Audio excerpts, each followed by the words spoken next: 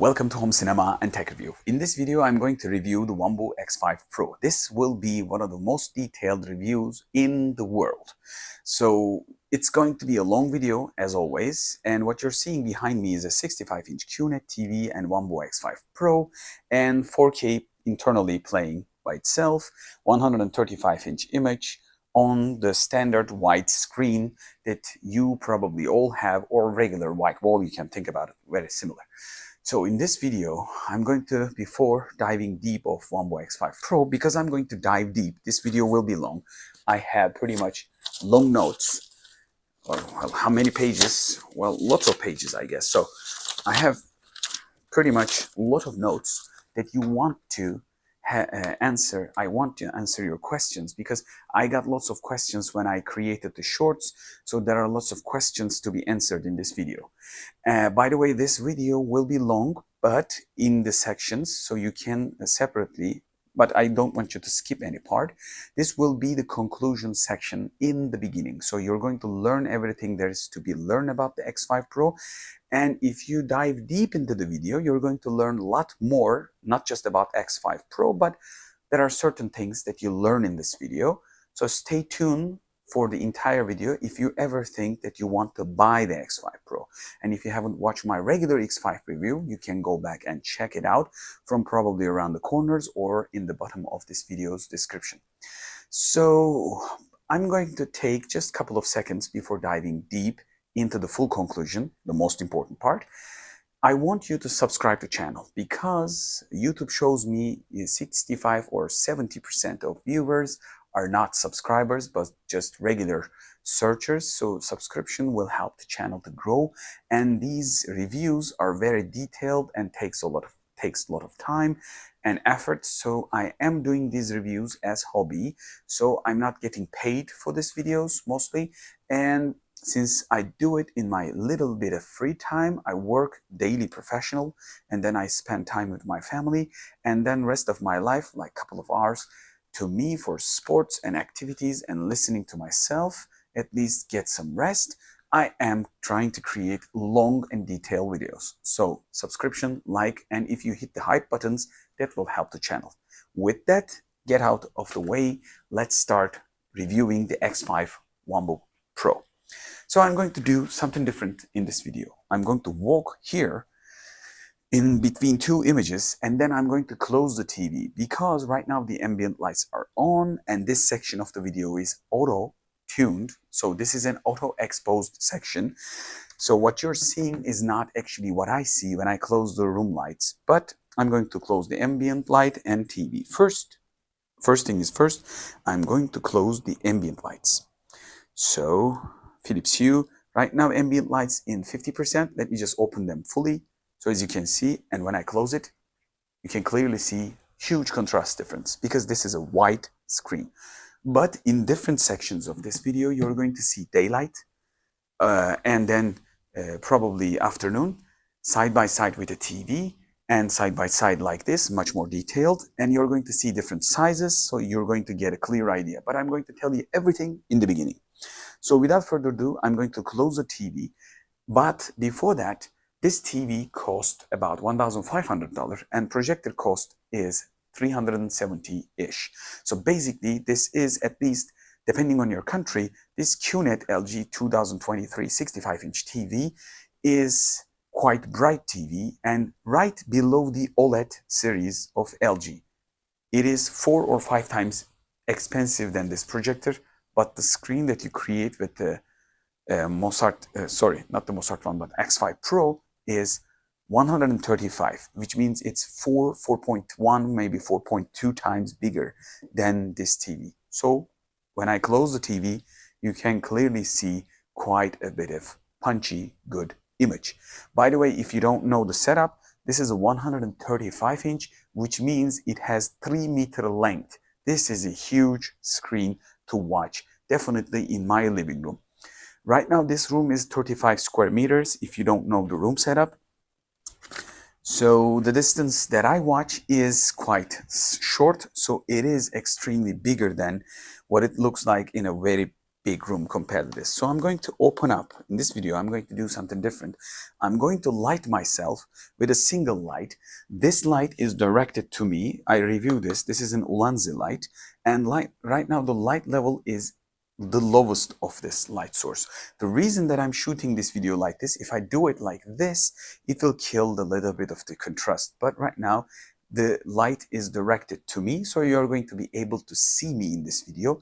And here is the Wanbo X5 Pro. I have lots of notes, but before the notes, I'm going to give you the specs and we're going to dive deep. So this is one of the brightest projectors from Wanbo, and it is 1100 NC lumen in the declaration. I'm going to tell you the test results, and you're going to see some text in this video, like side by side, positives and negatives. Don't worry about it. So we got Android 11 licensed, Google licensed TV inside, built inside. I'm going to give a little bit of depth information about that too. The reason with that, we have Netflix, we have YouTube, we got Amazon Prime, we got every kind of license, and we can install anything from Google Play Market. If you want to play games, you can also install some of the Google games and you can play it. If you have like remote desktop systems, you can stream from different devices to this, not just iPhone and iOS-based devices, Android devices and iOS devices like Apple. And we got 4K built-in YouTube playback. The reason is we got licensed Google TV dongle inside. It has a 4K dongle inside. I'm going to open that up in the upcoming section. So we got two 5-watt speakers. Our audio space inside of this case design is compared to, in the declaration, I'm reading from the text here, I know. It could be repeating, but you're going to see the positives and negatives. I'm going to talk about it. So we got 257% higher space inside from the compared to the X5 regular. This device has more bass and to it, punch to it when it comes down to the sound. But if you want to watch like this, I suggest you get yourself a Bluetooth dedicated speaker or something like me, Anchor Partycast here. Let me just show you. I know I'm out of the visual. This is like a RGB speaker, and I reviewed this. I got two of these. One of them is in the boat right now. And so what else do I want to say? It has the ASA 3.0, which means autofocus, auto keystone, auto screen fit, and obstacle avoidance. So this is a pretty much automatic device. If I rotate it, it will be focus, it will be refocus again if I have to move it. So this is one of the easiest things. And if it sees a screen, it will automatically fixate it to it. Like if you have a framed, dedicated fixed screen, you will enjoy this pretty much, like you direct it and it's automatically fitting itself. And other than that, I think you're going to see it in the up close box opening section. This device built pretty much like one of the high-end products. It looks premium. From the texture of the plastic casing and the front element of piano black and the colors around it, this is a dark blue, but it feels really premium compared to the previous X5. Previous X5 was not a bad device, but it's improved probably in potentially every way. And one of the things that people bothered with the X5 regular was the dust issues. Potentially it could happen if you have a dusty place and if you're using outside or maybe even balcony. This device has a huge filter, silent fan, and the noise levels are quite low compared to the X5 and the regular models out there from other brands. If you want to spend similar amount of money, this is one of the most silenced projectors. Like if you go above $500 and buy yourself a bulb projector, since these are LEDs and more efficient, it is quite silent compared to some of the Epsons and ViewSonic with the bulb models. I'm not talking about LED or laser models, by the way. So you got 20,000 hour plus lamp or LED, sorry, it's a habit, LED lifetime. So we got a high lifetime. And other than that, I think we got 4K Android TV built in. I already probably said that. it is automatically getting its update because it has a dongle inside. That means it's easier for them to upgrade. That if the dongle gets updated, it will be automatically updated. But there are two different devices inside of a one device. I'm going to explain it in a minute. So like I said, 10 watts of speakers, quite good. It will be enough. Like before creating this video, 2 hours early, I watched a TV, like a Ferdinand animation movie with my kid, and we were happy without adding any Bluetooth speakers inside of a 25 square meter room. And I think I've probably covered everything. We got color adjustability. That's what I loved from the menu. Like 4 color modes. So you got like warm, cool, and user mode, and also standard mode. When you go to the user mode, you can RGB, kind of like adjusting all the colors according to your taste. So you can really fine tune this device, and you might need it. You're going to see some dedicated sections. Default is good to work with, and then you can really adjust it to your taste, and that's a good stuff. So up top, Wanbo declares 140-inch image size, and it really can create 140. Right now you're seeing 135, but 140 is the limit. That's probably why they're using it, because when I try to go above 140, image get quite soft. So it really can't really make the focus adjustment above the 140-inch. And I think for this price level and also this brightness levels, I wouldn't go above 140. If you want to go 200 and above, you should be spending at least 3 times more money and buy yourself above 2000 NC lumen projector when it comes down to the real power. So this is kind of like a home setup, all in one. Probably, let's just say, casual projector or lifestyle projector these days. Everything built inside, speaker, Android, smart, casting, and also power supply inside. Easy to move around, everything automatic. So this is kind of like it. So other than that, what else do I want to say? Well, I think I've covered nearly everything. So this section, the text and technical section, is over. I know it's kind of like a little bothering, but now let's go to my notes, and I got many. So in the tests, and by the way, you might be seeing some of the text in the screen. In the test section, you might ask yourself, like, what is the potential true NC lumen power of this projector? Before doing that, I think the ideal way, this is internally Bluetooth. I'm going to go to the HDMI, and I'm going to tell you why. And since the Xbox is open, well, I'm going to close the sound because my kid is right now sleeping. It's late at night. Yep. The reason behind the games is this is a gaming capable projector. In the description, they don't mention of the latency of this device, and I'm going to, since my kid loves this character, I'm going to leave it here. I'm going to talk about first brightness and then come to the latency of gaming, because there are a lot more we should be talking about. This is a conclusion. You have to know everything here, and you're going to be able to watch in the rest of the video.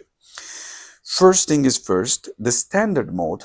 When you click the setting from here, the picture mode, standard, vivid, gentle, and user. Right now I'm using the user, and if I go vivid, it will punch out and I will lost some of the details, but it will really punch out.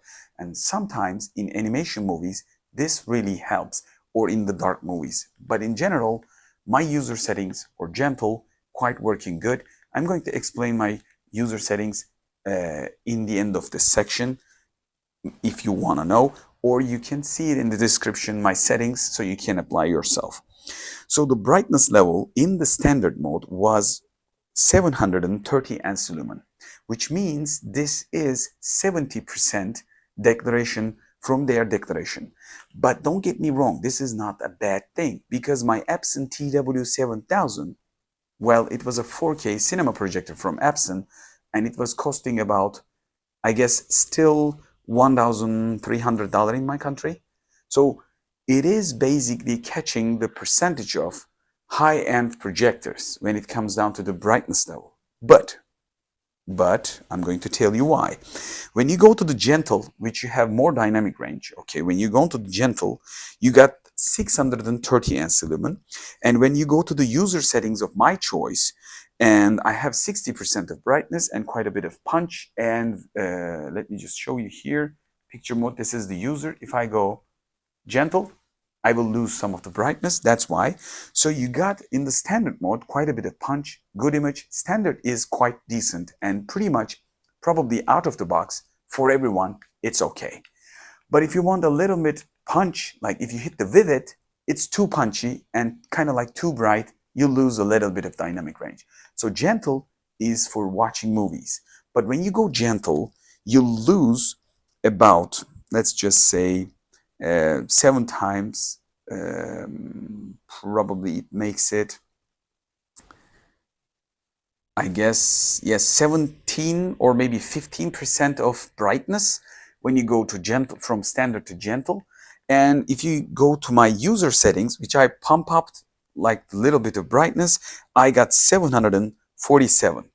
And that means I got the best out of both worlds, like more bright image, little bit of sharper image. I'm going to tell you why I've used them, and you're going to be able to see the settings. By the way, you can stop and check back out.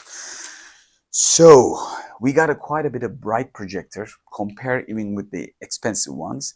This is a top-notch thing. And if you have watched my X5 regular video, this is more brighter, more powerful, and more silent. So we got everything checked compared to the regular X5 on that area, because I really love the X5 in general, but X5 regular was able to create bigger images. So I couldn't do it with this. Well, it might be an optical choice, but it is. There is a case, like it might be just about my copy. It is getting softer after 140 each.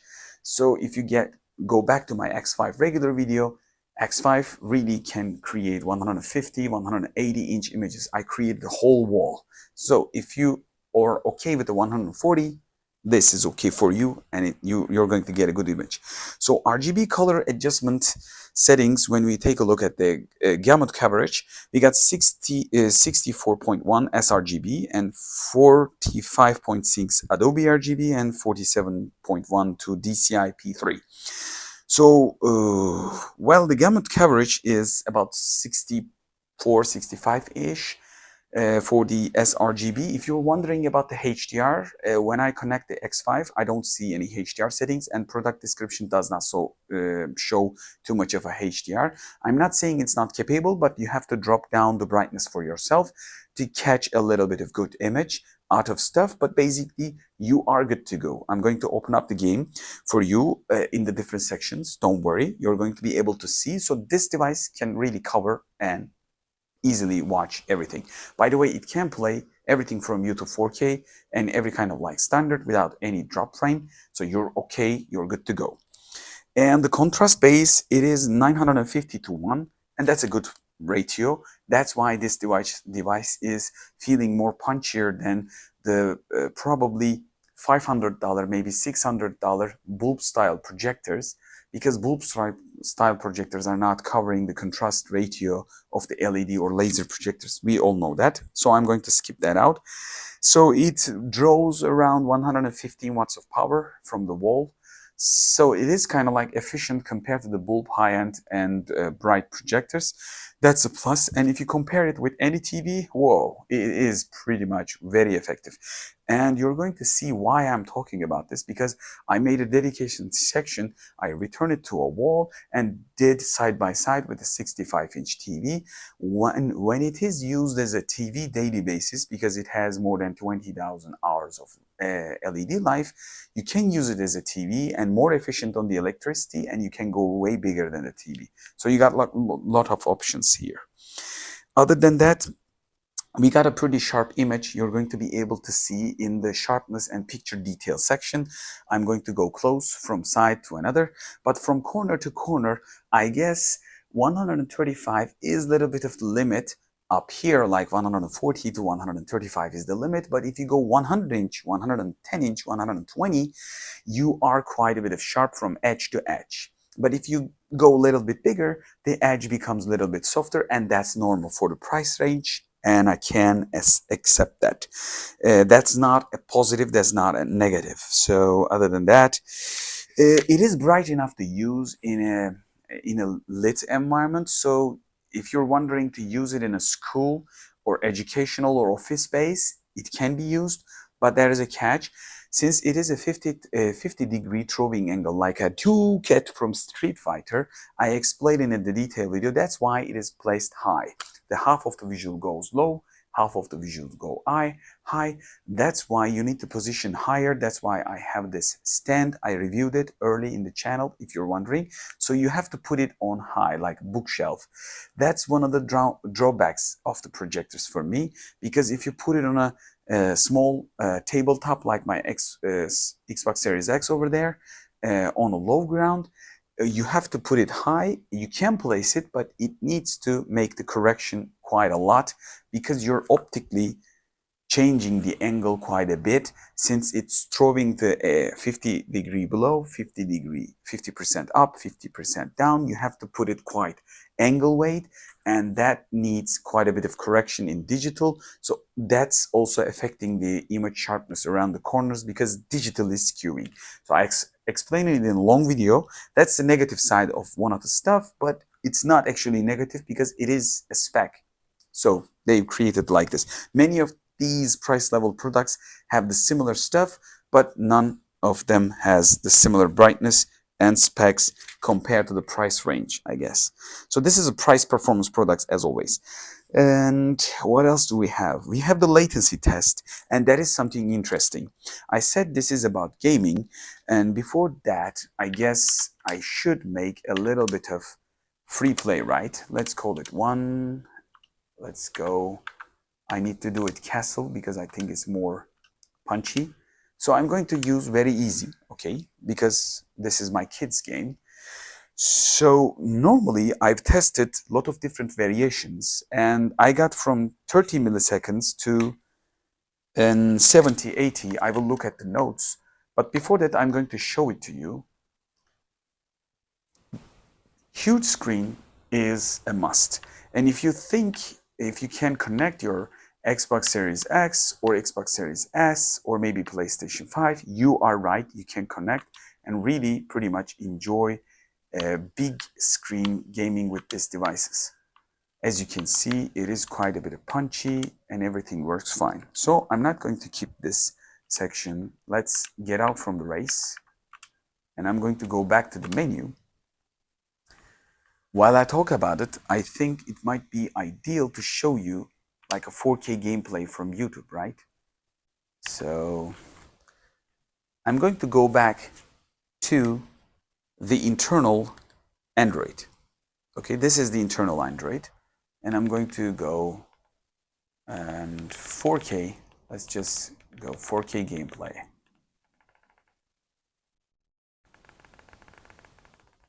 By the way, remote control works pretty much very fast, and that's one of the things that I love about it. I'm going to talk about it in detail.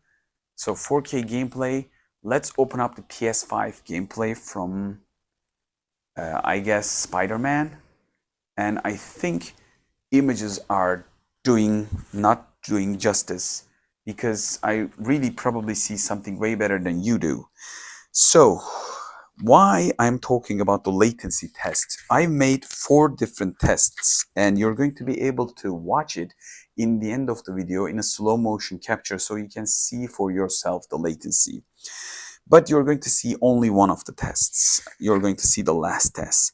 This device performed around 30 milliseconds to 41 milliseconds in my test, but it basically showed me 90% 30-31 milliseconds latency.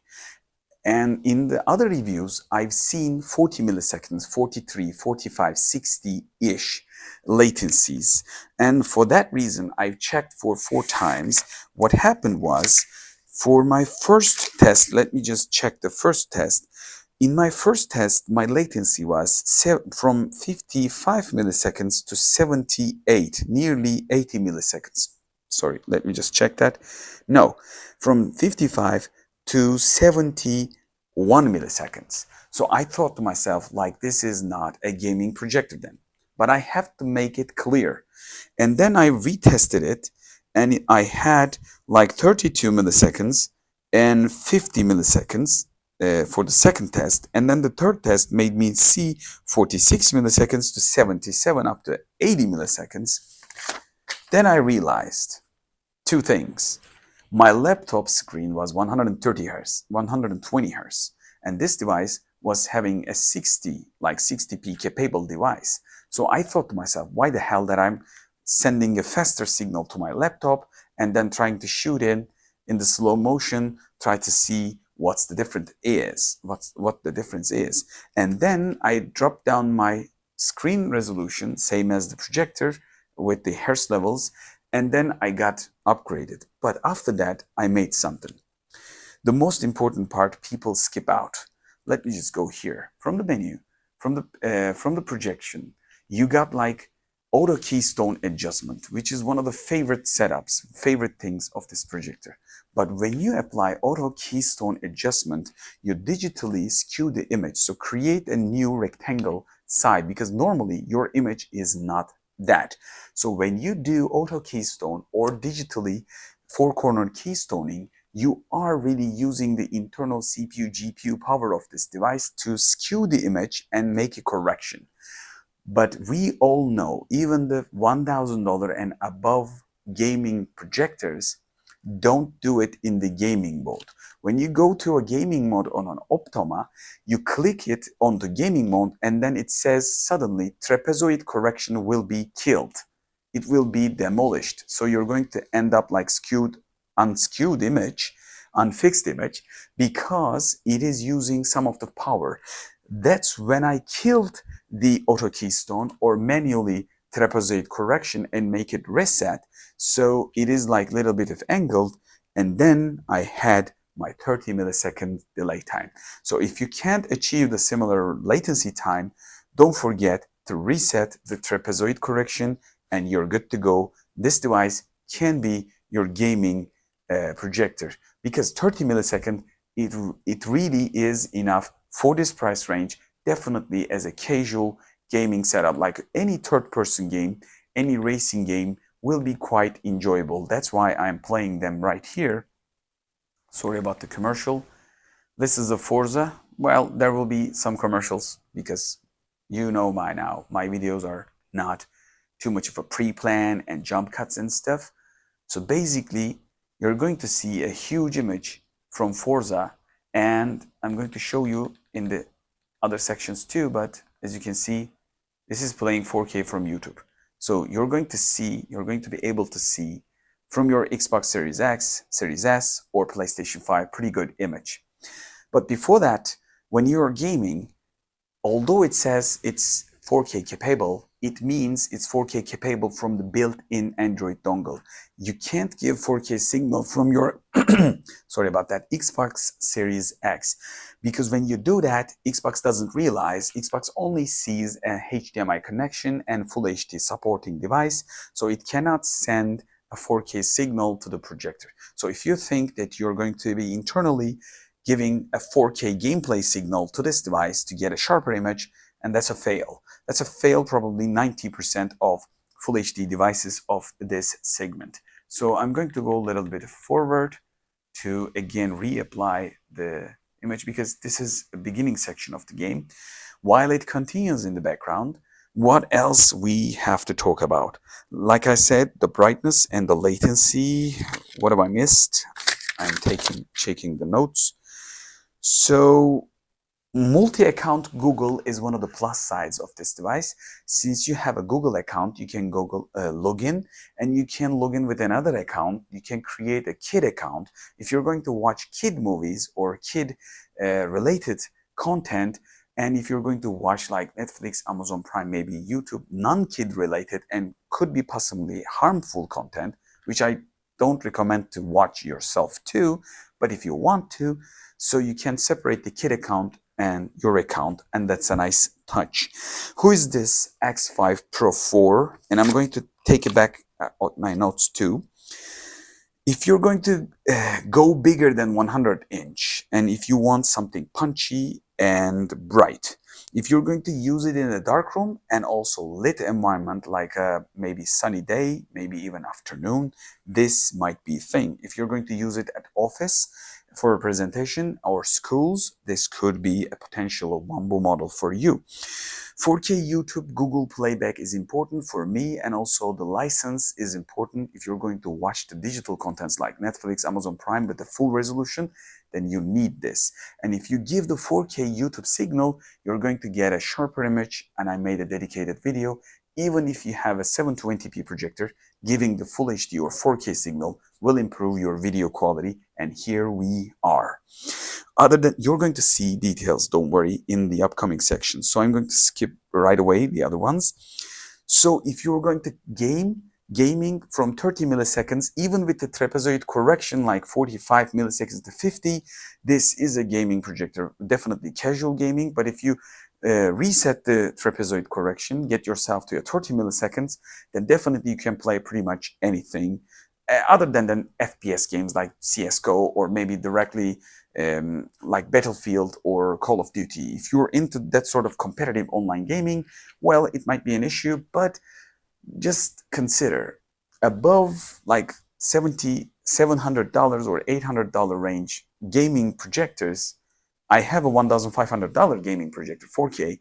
They have 4.2 milliseconds, but they are quite a bit of expensive. And if you're not playing a competitive online games, well, you don't have to spend a big amount of money.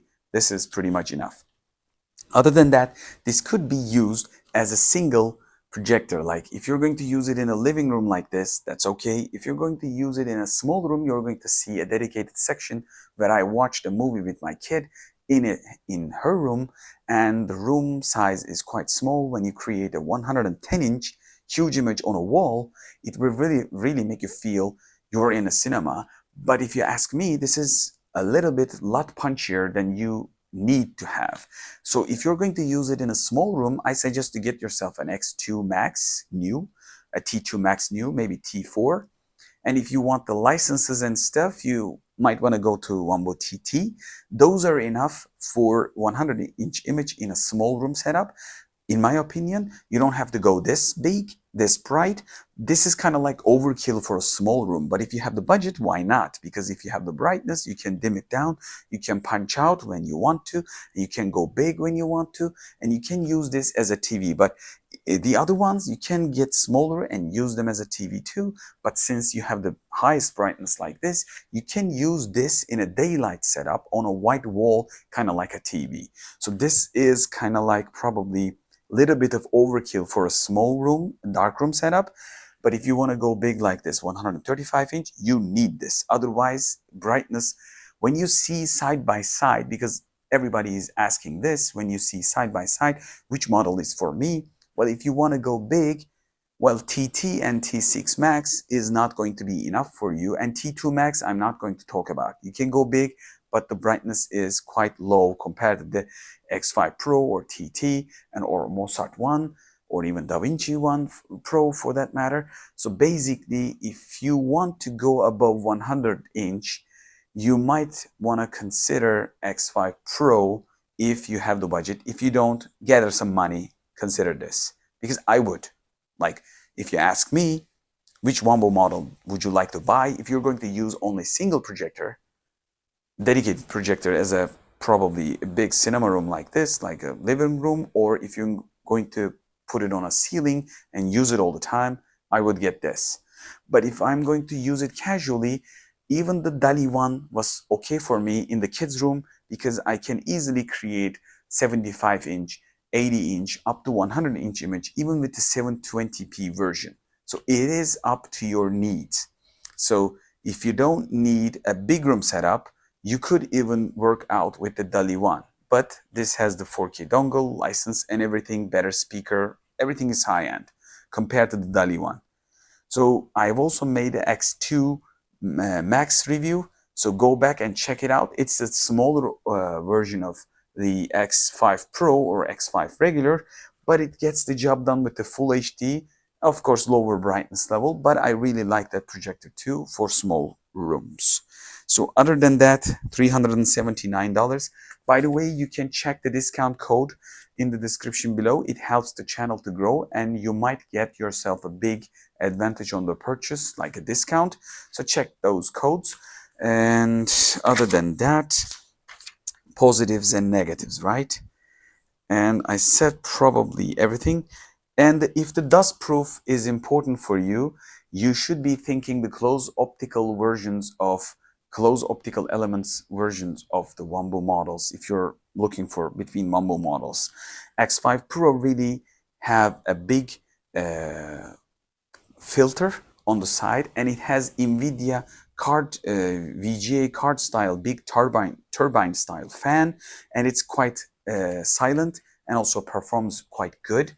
We got a bigger cooler at the back, in my opinion, and I love the cooler performance and the overall decibel levels. If I remember correctly, it had like 33 to 36 decibel levels, and you can't really hear it if you push the volume like 1 or 2 settings. So negatives and positives. This is the probably end of the conclusion, and you're going to be watching through the rest of the video. I'm going to finish the conclusion here. So the positives is X5 is bright and low priced considering the specs, and high contrast considering the price range again. 30 milliseconds around, if you do what I say in this section, you're going to get yourself a pretty much good gaming projector for this price. And you got 4K YouTube, Android, and Google TV, Android 11 Google TV license. And regular update you will have, because the dongle is kind of like standard dongle inside, added later on. So it will be automatically updated. I will come into that in the end of this section, why this is important. You got any kind of like wireless casting, and if you're going to cast from your phones, that is a good stuff. I most of the time use a console, and if I'm going to cast, I'm going to cast to the console, but I don't cast most of the time. I just connect stuff. And one more thing, I probably didn't mention, I made a dedicated section so you can plug in your hard drive and play movies out of it, and you're going to see that dedicated sections. Everybody's asking that, so you can play everything offline if you like, and that's a good stuff. And it is dust proof, that's positive. Design and plastic quality, build quality everywhere, and the fan noise overall. And I really love the cable, direct cable and internal power. It is kind of like minus for some people. If an internal power problem happens, you gotta get it to the warranty, but it's not like an adapter that you can change it easily, and it gets the device a little bit of heavier and bigger, bulkier maybe. But for me, if I'm going to put it on a ceiling, it's easier to adjust single cable. I love this setup more. I also said it in the X2 Max review. Other than that, 140-inch and big sizes like this is another gets thumbs up, because brightness, dynamic range, and also big image. And other than that, ceiling mounting at the bottom, like we got holes under the feet, silicone feet, if you remove it. So you're going to be able to mount it, and you can project from back and the front, and also ceiling, top, and from the bottom. So you got all the options. Other than that, big filter and silent fan. These are the positives. So here it comes the negatives. HDR is difficult for this projector, and I haven't seen any technical information on the HDR side of the product description. And I also don't see the, when I connect the X5, Xbox Series X, I don't see in the specs like supporting any HDR support from Xbox Series X. But if you go to the Gentle, you can clearly see many of the HDR content. If you're going to, let's just go from here, hit the menu, and Xbox is not the one that works, right? So I'm going to go to the YouTube again. So I'm going to open up from the YouTube, I'm going to open up something HDR, and let's go back from here. Okay. We got OLED demo here. What else do we have? What else do we have from here? So let's just try an Ultimate Kingdom and OLED. Maybe this Dolby Vision and OLED demo will show us some sort of stuff. So I don't want you to see the Amazon Prime commercials. Yep. As you can see, and I'm going to close the ambient light right now, and it really will help you to see in this section. This is a pretty good image, but this wasn't what I was expecting. I need to show you something much more interesting and punchier than that. So what else? Subscriptions. This is my test account. So I got pretty much good amount of deal with the HDR content. So I think the Ocean and 8K, this is the channel that you probably are familiar, 8K Dream Color. So right now let's check. This is 4K playing. And if I make it right, this is a better video. I made it early for another projector video. So HDR is a little difficult to produce, but boy, it really can create a dynamic range like this, and you are seeing something similar to what I see. So basically, if I go to picture mode from this is user, I can adjust my sharpness, but I am 70%. It is a sharp, big image. Brightness is another thing. More brightness you have, you can create more dynamic range, but basically it's not a TV. So they are dimming the picture to create dynamic range. So if you dim it a little bit, go to gentle, you will have a more dynamic range, but it's not going to be like the highest of high specs. So for $370-ish, you don't find something much more dynamic than this. Other than that, what I'm saying is positives and negatives all in one. So you have internal dongle. What it means, let me just open up some of the ambient lights while it is working hugely, because you're not going to be able to see me. The dongle inside is not a negative and not a not a bad thing. Let me just have down the ambient lights here.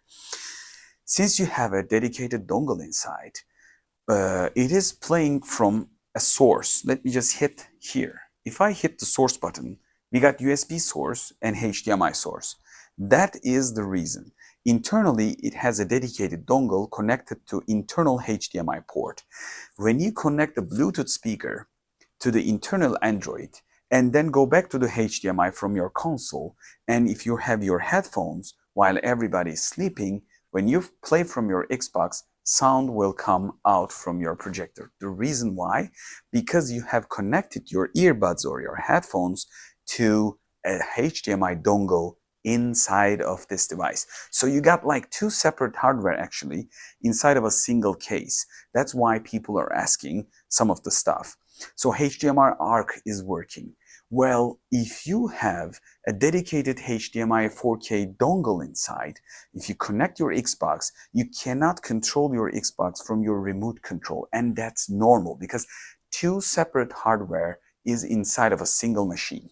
Let me just explain. If you have a TV, if you hit the remote control, if you connect your Xbox Series X or any kind of like probably HDMI ARC device, it will be connected through the device to your TV. And if you move from your remote control from your TV, right now I'm going to give you an example. If I use my LG QNET 65-inch 816RE TV remote, I can control the Xbox Series X and I can change the menu, I can hit it, I can go inside of this console, Netflix, and open up games just with the remote control. But you can't with the Xbox Wanbo X5 Pro. The reason is you're not connected to the Android TV, you're connected to projector from the HDMI.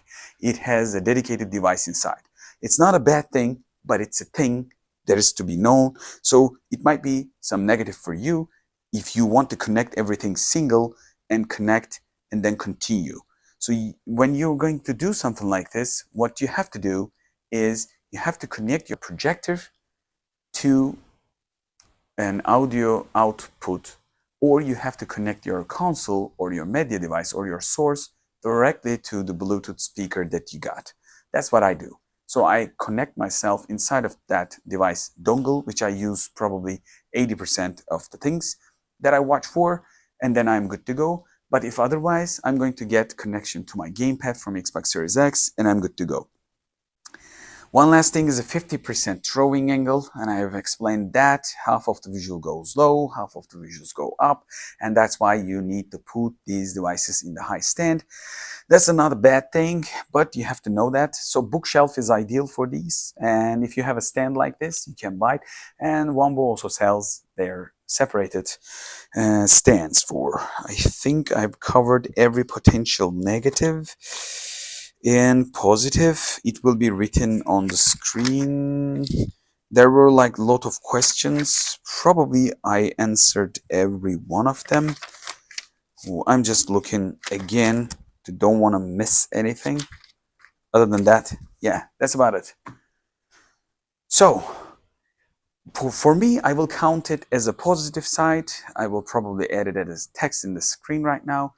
One other thing is, if you got a dongle inside, which you can see it in different videos, probably what you can do is, if this projector loses the warranty after 2 years, you can change the dongle and you can open it up, add another dongle to it. So it's another positive from me. Like, you can literally add any dongle inside of it. And one other advantage is, if it's a standard dongle, okay, you can have the upgrades much faster, because many of the probably manufacturers will solve the issue of built-in, non-problematic, fast 4K gaming capable or 4K video capable Android built-in inside with a similar choice. So I reviewed a lot of products early 2024. All I can tell you is I had some of them with the default Android theme of their own solutions, and if they fail, you wait for update from the brand. But if you got a dedicated dongle which is used by many with the same hardware, with the licensed, then you're going to get the perfect update when it happens, and you're going to have a much more stable internal Android section. But it's coming with its own issue. So when you hit the source button, you got like USB, HDMI, and so you got two potentially separate devices, and that's a connection thing. But it's not a problem. So I really couldn't find any big problems with this device. Well, I nitpicked probably everything. For the price, you can't argue this is one of the best price performance projectors out there. The only thing for me was the 50% throwing angle, and it is, when you put it on a place, right place, no issues there. So it's up to you.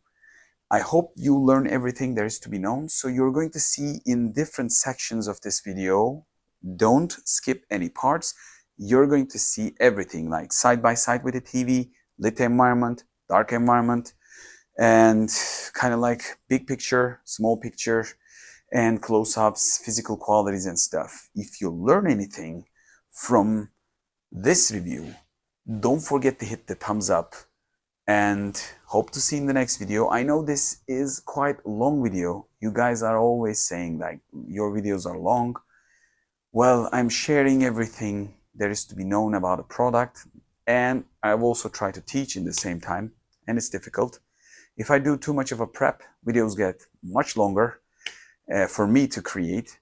So that's another reason, and probably I will make a short video about this to give people as an explanation. I hope to see you in the next video, home cinema and tech review. And until the next video, hoşça kalın, and don't skip any parts. Bye. This part of the video, I'm going to open up the Wanbo X5 Pro, which is one of the most exciting parts. I'm going to do it for the second time. For the purpose of this video, I've shoot probably an alternative. So which one that you're going to be seeing, I'm not sure. The first thing is, first on the box, it says Wanbo and the drawing of the device. It's simple. And on the side, we got the Wanbo. And this is the outer protection layer. And inside, we got the actual box itself. Let me just hold it. So this is a big protection box, and that's a nice touch. So what do we have here? We got a pretty big box. I know you're seeing maybe it's kind of like small thing, but this is a DJI Pocket 3 camera cover, and 1 and 2. From one side to another, it's about 48 centimeters roughly. So Wanbo projector, enjoy unlimited, full HD, Android, autofocus, and higher brightness, it says. And as you can see on the picture itself, it is more premium looking product, and we're going to look at it. On the side, we don't have too much of a thing. Wanbo.cn, Wanbo official, and the social media logos. On the bottom, we got models. Let me just hold it. This is a heavy device. Model is VWPA34. So 2.7 kilos. This is a heavy thing, and the size right here. So they also marked it dark blue. I'm not sure about dark blue. I think we're going to look at it, and I will tell you why it's called dark blue. I know it looks like black in the photos. So you got a Wanbo protection thing. And what else do we have? Yes, we got a second holder. And when we open up all these things, we got a user manual. I'm going to take a look at closely, don't worry. When we cover the first protective layer, and these are big stuff, so it really protects the projector. But this is the X5, as you can see. And for the rest, what else do we have? So, since I opened it for the first time for the short videos, this is, as you can see, a power cable, direct power cable. That's a nice touch. I don't like too much adapters, although they have positives and negatives. So this is the remote control, and the box content is over. So let's just put them onto the ground for you to see. So this is the projector, X5, and we're going to look at in the detail. This is the user manual. This is the cable, and this is the remote control. So starting will be from the user manual. User manual is huge. We got every bit of things there is to know about. So how is the ventilation, how the power button works. I'm going to look at it in a second, so I'm not going to keep that long. The most important part, we got 4 pads underneath, and if you remove them, we got a high mount, ceiling mount position. I'm going to show you. And in the middle, we got 3.5 millimeter, 3/4 of 1.25, I guess, like default tripod hole in the middle. I will look into that. I will show you that too. And other than that, we got the specs here, LED power and stuff. You got AirPlay for iOS old devices and Screen Mirror for iOS new version devices. So you got 2 apps to figure out. The most important part is here. Don't skip this part. 40-inch from 1.1 meter, 50-inch from 1.4, 60-inch from 1.7, 72 meters, 80-inch 2.2, 90-inch 2.5, and 100-inch, probably the ideal, 2.8, 120. I really like the size of 120 is 3.3 meters, and 135 is my screen size, 3.5-ish, 3.7-ish, I guess. So 140, 3.8, and 150, 4.0. So that's a nice touch to have, the screen size and throwing ratio. I'm repeating this because everybody asked this, and so it's easier to give direction. For the remote, I know you're waiting for the projector. The remote is Android licensed device, so this has the YouTube, Netflix, Prime Video, and Disney Plus on the remote control. This is an Android voice controlled remote control, and it's having a nice touch to have a black remote control. Batteries are from me, and it's not coming with the batteries for easy of transportation and regulations. So it's default remote control with a good tactile feeling. This is a Bluetooth remote control, so connection is perfect. And this is the source, power, and user settings, voice control, navigation buttons, and in the center, action button, OK button, home, projector settings button, back button, volume up and down, and focus right and focus left, and mute button. And the rest is, of course, it's up to you. So this is a small remote control. So this cable is good to have, because if you don't have power adapter, you can buy expensive longer cables without any problem. If you're going to mount it on a ceiling or put it on a high shelf, because of the 50-degree throwing angle, this is an ideal setup for me, but it's up to you. I also like the adapter ones. So I'm going to get closer to this, so you're seeing my knee, because this is a heavy device. The most important part is here. I removed the projection layers in my first cover up, like getting out of the box video. So if I had to apply that, you're going to watch that. But if I decide this is better video version, so you will be watching this. So first thing is first, this is a piano black on the front, and it really, really looks much more expensive than the X5. And I think it's much more expensive than $500 and above Epson models when I look at the projectors in the market. And really, Epson, ViewSonic, and BenQ style projectors doesn't have this sort of a look. Outside look of this product finish is quite good. And we're going to look at the picture quality. So on the front, we got a Wanbo projector logo here, and you're seeing the room reflection, okay, the camera reflection. But in here, Full HD 1920 to 1080, 1080. So you got a full HD resolution here, Wanbo autofocus sensor here. I'm going to rotate it. We got a detachable dust box. This section can be taken out. As you can see, this is an interesting place, and it's a very good feeling filter. And behind that, we got a turbo style, NVIDIA card style, pretty good fan, and the noise is low compared to the brightness level of this device. So this is a dust-proof design, and they really worked their way around to upgrade the X5 as we know it. And I really liked this because I love the X5 quality. So at the back, we got the coolers, and if I move it around, you can see the fins and some of the aluminum fins and copper pipes if you can. So this is the power input. We got two USB ports, audio jack, and HDMI port here, and the power button is here. So we got a speaker hole right here. The speaker is quite strong compared to the size, and we got also again the best bass style passive drive here. I guess I'm not sure if it's passive or not, but there is a ellipse style speaker here, if I see correctly. I don't want to open up the projector. And up top, we got a cool looking color. This is like a darker blue, as you can see, compared to my hand. This is a darker blue color. That's why it's dark blue. It could have been fully black. It's up to me, but it looks really expensive, and it really looks cool. Overall, build quality and plastic quality, quite good. So here we got a bracket of 7 degrees. Okay, as you can see, this is important. If you want to adjust the height, this will adjust a little bit height to your ground level. And what else at the bottom? This is a heavy device, that's why I have to hold it like this. As you can see, we got a tripod hole in the middle, and that's a nice touch. If you have a sturdy tripod that you can mount, okay. But here, if I get it closer, there's a text. It says, let me just rotate it, ceiling mounting nut. Okay, if you can read it, ceiling mounting nut.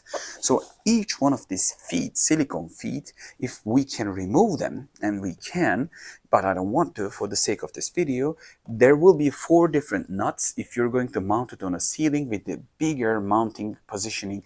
If you got like from your old projector, you can definitely use what you already have with the Wanbo X5 Pro. What I'm going to tell you in this video is another option, and they are laying around. Let me just stop here and get them, because, by the way, maybe we don't stop. Let me just walk and get that products, get those two. I reviewed these early in the Wanbo Dali 1 review. These are extras, okay? And this is basically projector stand. I showed in the Dali 1 video, if I remember correctly, WBBA03. This is a projector desktop stand. What it does, actually, it has a tripod hole at the bottom, and we got a professional style, like if you know the camera accessories, this is the way that we adjust it.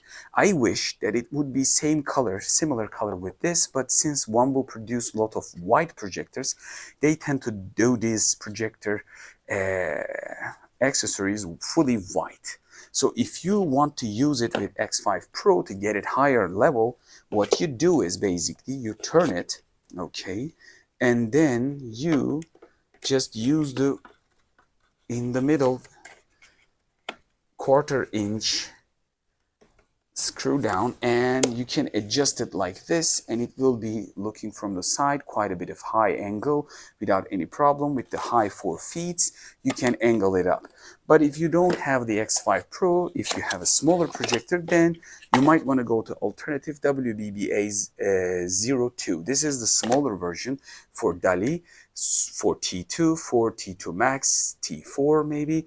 maybe even T6 and TT2, because they are kind of like small base projectors, so you can angle them like this, as you can see. So basically this is just an angle accessory, but I think it is useful. Let me just get this and finish this section. Before finishing, I just want to point out some physicals about this projector. Let me just get it close. First, the design here is pretty good looking if I rotate the projector with different lights, as you can see, and the build quality really reflects everywhere. And here again, two pieces of design and detachable dust box, and the turbo style or turbine style fan is quite a good idea. Let me just rotate here. Here is a text and you're seeing my reflection. Let's just go here, okay? It says, by the way, you're seeing me, home theater projector designed by Wanbo. I'm rotating it. As you can see the text here, and it really feels quite good and expensive when you look at that like this. I want you to see it, that's why I'm always changing the angle, but here is a cool text that we read together, okay? That's a nice touch, and it really makes a feeling about this. By the way, this is a quite heavy device, so I have to hold it with two hands. It's a pretty big thing. It compared to the regular projectors from big brands, other big brands as you know it, this is by very close coming to the standard section, but this is heavy with, I think, better cooling than the X5 default. We're going to look at all these things, and the box opening section is finished. In this section of the video, I want you to understand what's going on right now. On my right, this is the Wanbo X5 Pro, and on my left, my 65-inch LG QNED TV. And right now, this is about 4:30 up to 5 p.m. in a kind of like probably a winter time. So I will walk through in the room for you. This is a fixed exposure scene and how lit the room is. So this is not an ALR footage. Let me just go back a while.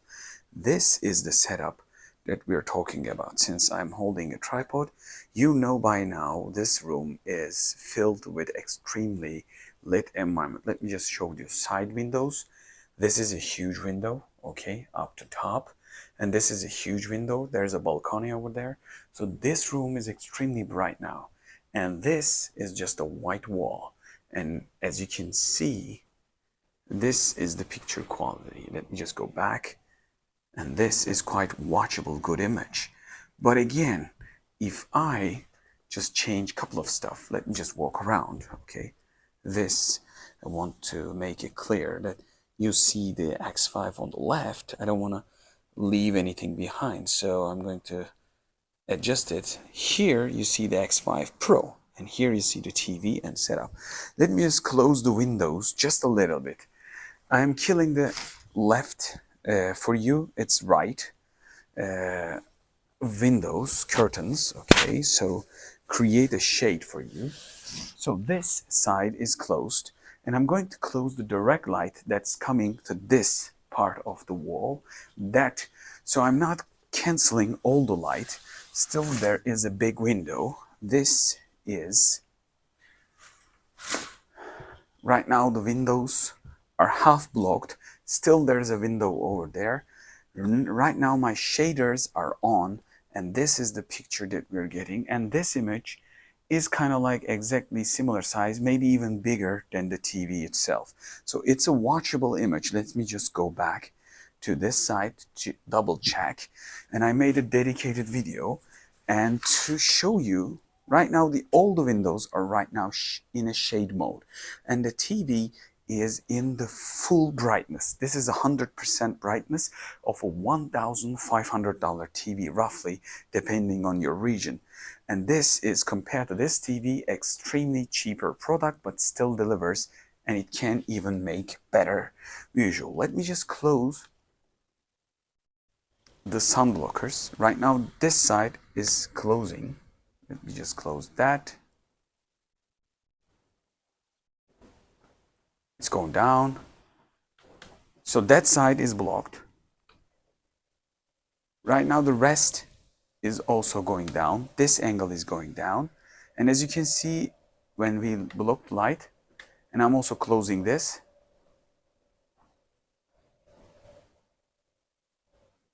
Okay, so this is what we are having right now. Let me just go back to the camera so I can see what I am seeing.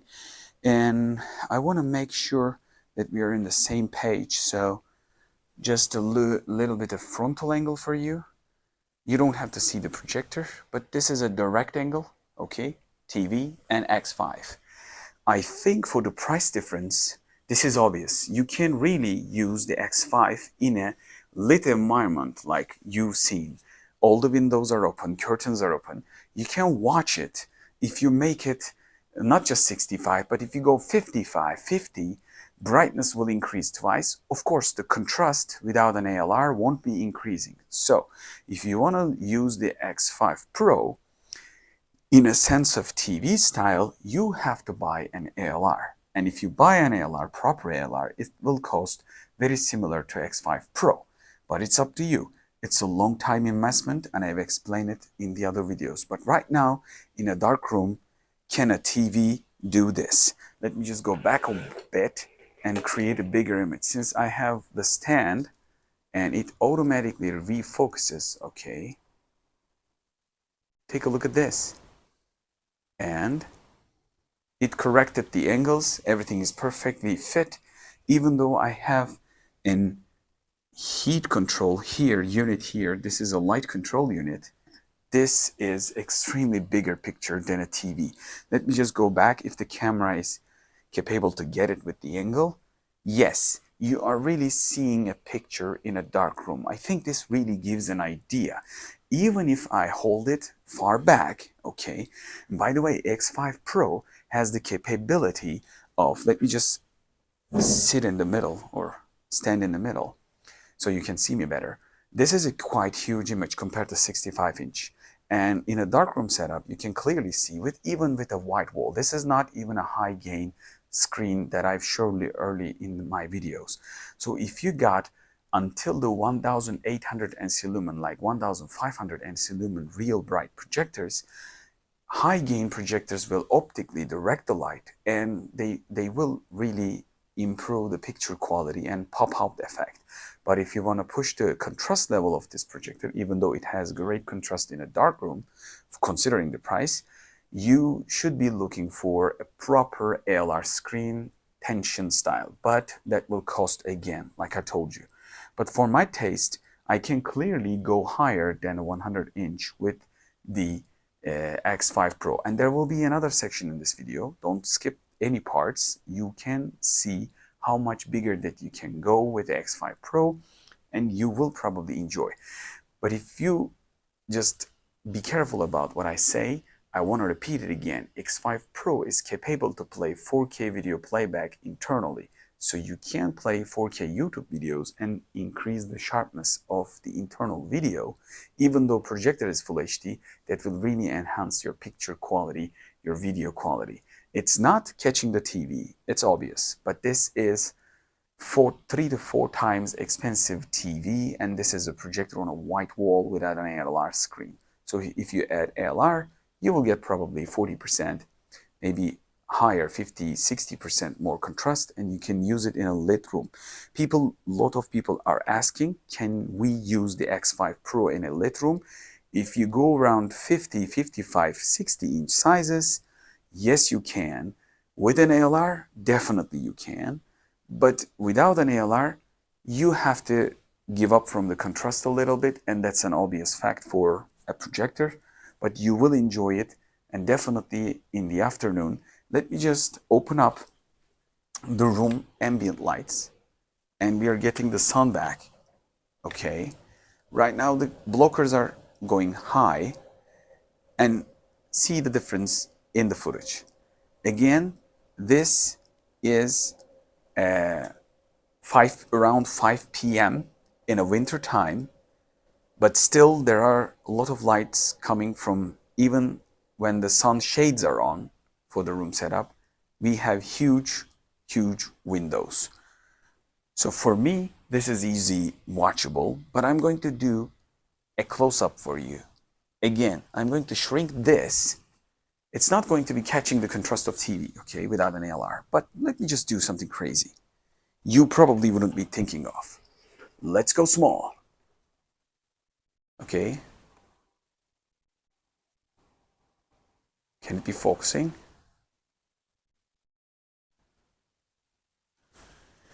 It's interesting. Well, it's pretty bright. That's why it is kind of like watchable, very easy for a lot of people. That's what I was talking about. This is a bright image. Considering these two, I'm going to get into the middle. Of course, it's not going to be catching the black areas because we don't have an ALR, and since the light coming every direction, it's not a dark room, but it is a watchable, quite sharp image. The only thing that you're giving up is a little bit of contrast, but that could be solvable with the ALR. It all comes down to the point of this is a projector, this is a TV, this is not a side-by-side comparison. Since I've done a lot of content about this level of projectors, I want to remind you again, you're paying a lot less money. And if you're going to use these devices as an only single device, both as a TV and also as a projector, this is more practical, more versatile option. So you can add a TV satellite receiver to this and convert it to a proper TV for daytime use. And the image is extremely bright. The HDR capabilities are two different things. Projector cannot catch without an ALR the HDR capabilities of a TV, and this is a quite expensive TV, right below the OLED TVs of LG. So it's really passing a lot of TVs in a sense. But how about that? This section is over. This is just an answer to people. There were a lot of questions. Can I use it in a lit room? Can I use it in a light when the lights are on? And yes, you can. Until a certain amount of size, yes, you definitely can. Even if I go, let's go back. And this is bigger than TV, I guess, a little bit bigger than TV. But it's going to focus. We're going to wait a while. Since it's not a dark room, it's taking a little bit more time. And I can watch this. I don't know about you, but I don't care too much about the contrast. Yes, I really love it. I love the SLRs. I use a lot of stuff, but I can watch it because I know what I'm going to watch when the lights are off and when the night time is coming. And probably if you're a working person like me, daytime you're working, nighttime you're watching in a short time, you will enjoy this. This section is over. I hope this helps. Welcome to Home Cinema and Tech Review, dedicated section of picture size and quality of Wanbo X5 Pro. Probably if you come to this stage, you have been watching the video and you decide to buy something like this and you want to learn more. That's how my sections basically work. In this section, what you're seeing on my right, LG QNED 816RE 65-inch QNED TV. It is a quite bright TV, just right below the OLED series from LG. So it is a 2023, kind of like a top of the mid-range TV before the OLEDs. So this is X5 Pro Wanbo, and it's projecting 135-inch image, and it's a little bit bigger than 135. And it's trying to fix the image to the screen, as you see. So it is actually projecting a little bit bigger, but also fixed to the screen size. So what you're right now seeing, TV is giving highlights around this direction and killing the little bit of contrast of this Wanbo X5 Pro image. But why I am showing you that? The reason is this is 4 or 5 times bigger TV, but this is more than 4 times bigger image. So if you watch this video without skipping any parts, you're going to see in another dedicated section, side by side, the projector with this TV in a lit room, in a dark room, side by side, very similar size. Like projector is 65 or 70 and TV is right beside it. So you're going to have an idea how much value this projector really can create for the budget it's in. So that's the main point of it. And this section is for picture quality. I'm going to go back and forth and show you the picture quality for picture nerds or pixel nerds, basically, if you want to learn more about it. People will ask, I've probably declared the similar stuff in the box opening section, but if you haven't seen it, to achieve 135-inch image, I can say from here, 130-inch is from 3.5 meters and 140 is 3.8 and 150 is around 4 meters. So if you want to create something like TV to 75 inch, you need a 2-meter distance to create 70-inch. And boy, believe me, if you do 70-inch, think about this contrast and brightness will increase 4 times because you get closer and screen will be shrinking a lot, and that will increase the contrast and brightness like this in a dark room. So if you want to use it as TV, no problem, you can do it. If you can also use it in the lit room, but this is a huge 135-inch image, which means it is more than 4 times, because if you duplicate this diagonally, it will be 130-inch, but this is 135. So basically it is 4.1, 4.2-ish times bigger than this TV. I'm going to kill the TV here, close it. This was just for demonstration. So right now what you're seeing is way contrasted because side light is gone. So I'm going to do something different again, because many of you probably think Wanbo X5 Pro, just like the Wanbo X5 original, the beginning model of this series, people think this is as an only projector in a living room. So I'm going to open up the ambient lights, see if you're going to be able to use it in a lit environment. This is a book readable light level. I know when I say it like this, people will say, what is the book readable light? I can clearly read books where you're standing. So there are LED strips under the couch, first couch, and LED bulb from Philips Hue over there, and another LED Philips bulb at the other edge of the room. So room is quite bright right now. So actually what happens is you don't watch cinema in this light setup. But when I dim the lights in half, I can see my snacks, and this is quite a bit of bright image. But still, if I close all the lights, this is what I get. And I think this will be very enjoyable picture for everyone. What you are seeing right now is playing internally from, you're going to see the full menu, don't worry about it, and the full conclusion. Right now we are playing internally 4K just from Wanbo X5 Pro. That's the main probably choosing statements of the X5 Pro, because it has Android built-in Google TV inside with the license, Netflix license, Amazon license, everything licensed in this. So we got a dedicated stick inside. I'm going to talk about it in the conclusion, so I'm not going to talk about it in this section too much. But let's go to 8K Earth and show you some stuff that really I think interesting. Sorry, the commercial came. So I'm going to go back again. It might come again. YouTube loves commercials, and I'm not against them because it helps me. So this section is pretty dark. So blacks really can be created even with a white screen like this. So this is the picture quality, and the camera is fixed. I'm trying my best to show you what you're going to see. I am happy with the results. This is because this is a regular white screen. This is not a high gain, optically quite good screen. And I suggest with projectors like this, I think you should go Cinema Pearl White with a high optical quality to get the best punch out of it with dimming the light. I'm going to talk about it in other section, maybe end of this topic, because the reason is, let me just show you, this is the standard. Let's just talk about it quick way. This is gentle, and if I go standard, I will be pushing even more and lose some of the details. I'm going to go gentle. Have you seen the details here? I'm going to standard again. I've lost it there. So even though you are upgrading the picture brightness, you're losing some of the details when you go standard or even vivid, okay? You can go vivid when you're gaming, but from vivid to gentle. Let's take a look. All the details are coming back. So default toning is pushing the sharpness, pushing the punchiness. If you're going to go gameplay, okay, but it's a little bit killing the HDR. So ideally, you need to do manual toning, and I will create hopefully another tutorial how you can get the best out of probably low-cost projectors, but it really delivers what it should be doing. So after that video, what we can do is Let's hit the Dubai video if there is no commercial while I talk about it.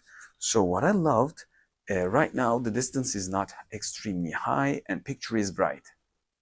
You might be thinking yourself, hey, I could do even 200-inch with this projector. Well, you can and kind of you can't. The main point is I've tried it. After 150-inch, projector gets a little softer. And I think this is not the territory of the X5 Pro.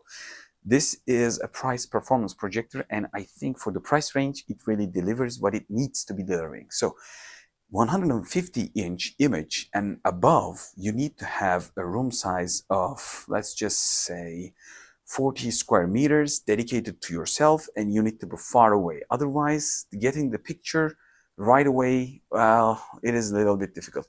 Right now, I am sitting in front of the projector, and the distance is about 4 meters. But normally I go a little bit back, like 4.5, 4.7 meters to ideally get the 135-inch big picture.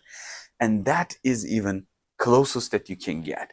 So if you go 150 and 180, like big sizes, you need a very big room. And when you go big, also light could be losing itself along the way, and that's normal. And I'm going to create another tutorial, don't worry about this. But perfect size is, I guess, 135, 140. That's why probably Wanbo is declaring that statement on the product description of their website. When I check that, I've seen a couple of sizes from 100-inch and maybe smaller sizes, and then 140 at the top. So you can go 140 and 50. And after that, focus is just kind of like fixed. It doesn't rotate anymore. Focus engine stops, fix itself. And it goes a little bit unsharp around the corners. This is the stage. Right now I can see the pixels and everything is sharp, okay?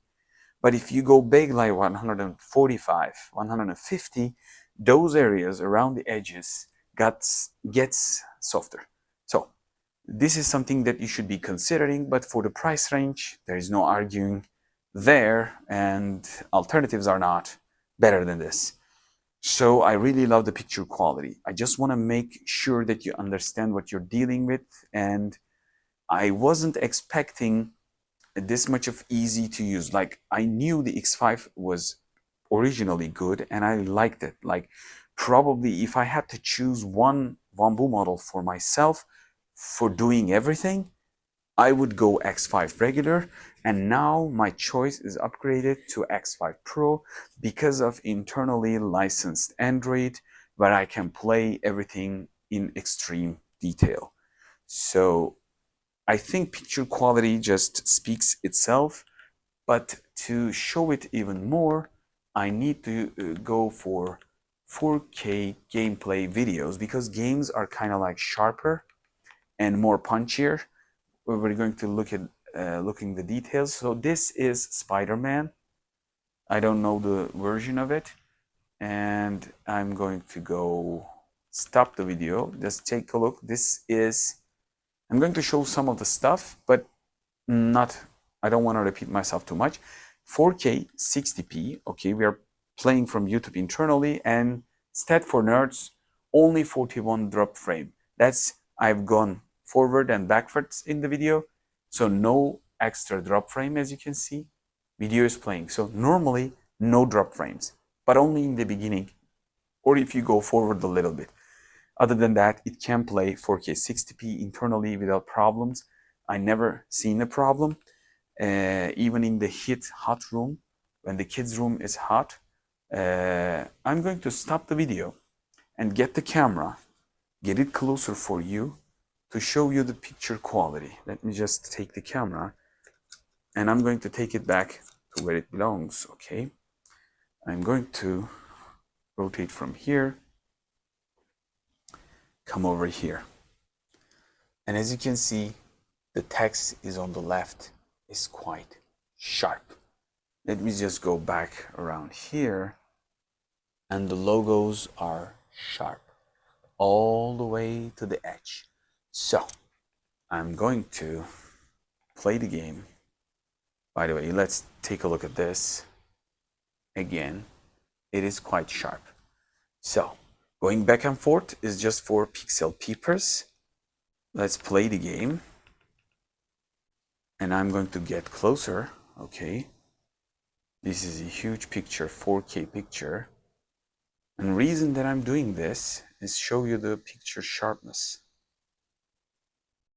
Let's just stop the video here and go from here. And as you can see, this is a quite sharp image. So let's just go to the settings from this scene. This is the extreme edge of the screen right now, and this is where the image ends, and everything is fully sharpened. So the picture quality and optical quality does not change from X5 regular to X5 Pro, and that's one of the most important parts that I loved about the X5 regular, and that's the continuity of without a problem. So I'm going to again fixate the camera to finish the section. Yeah, camera is fixated. Let me just rotate it here so you can see the rest of the room. By the way, I'm going to play the video. In this section, I'm not going to be applying consoles or connecting anything. The reason behind it is basically you can play any kind of games less than 50 milliseconds delay time. This projector is not a 14 to 15 milliseconds competitive gamer projector, but if you're playing third-person games like this, Assassin's Creed, Tomb Raider, Uncharted, kind of like many of the console games that can be played, or fighting games with 50 milliseconds, yes, you can. But if it's a fast-paced games, if you're going to play the fourth Mortal Kombat, or maybe let's just say from PC, if you're ever thinking that way, connecting a PC and opening up a CSGO or something, FPS games, this is not that type of projector. You can play the games, but in the competitive way, it's going to be a little lacking. So if for the third person casual games, you're good to go. For race games, everything between, it's not going to be bothering you. And where I know this, because basically I had my Xiaomi 4K ultra short throw projector early, and it was having 92 milliseconds delay. I couldn't play anything on it. Even that projector could play a little bit of third person, but this is basically can play FIFA, any kind of like third person games, any race games in casual without any problem with a huge size. So people will ask, and I want to make clear that I've tried it. I didn't have any problems. That's why I'm playing you these game footages from YouTube at 60p. So this is how it's going to look in a 135-inch huge screen. It will be very enjoyable. So I think this picture quality section is over. This is everything sharp. I can really read FPS values or small any kind of like alphabetical order, no problem for me. Every shadow, every text, every number, every letter is quite sharp, even at the highest point of the screen. And that's what matters for this sort of price range, really. The sharpness is the most important part for your eyes, and I made a dedicated video about this. So I'm going to stop this section, and we're going to be continuing with different sections. You can go small like 40-inch, you can go big like 140-inch, and can you use it for all the time, like all the solutions, TV, and also for cinematic experience like this? Yes, you can. And one more important thing is there is a screen zoom. If you're going to use this, I'm going to show you the full menu, but if you're going to use it, okay, if you're going to use it like a TV in a small room setup, maybe you want to watch from TV satellite receiver, you go 50 and you play like this. So you don't have to watch your TV representer in a huge way, his head or her head bigger than your body, kind of like feeling. That's what matters when you're going to connect. But of course, along the way, you're going to lose a little bit of course, actual resolution, because you're going to be digitally zooming in. So if it's the full HD 100%, in the 4K, in the 50%, you're going to be losing near half of the resolution, maybe even a little bit more. But it could be okay for TV watching. This section is over. I'm going to continue through the rest of the video, so keep watching until the end if you want to learn more about the X5 Pro and if you ever think to buy about it.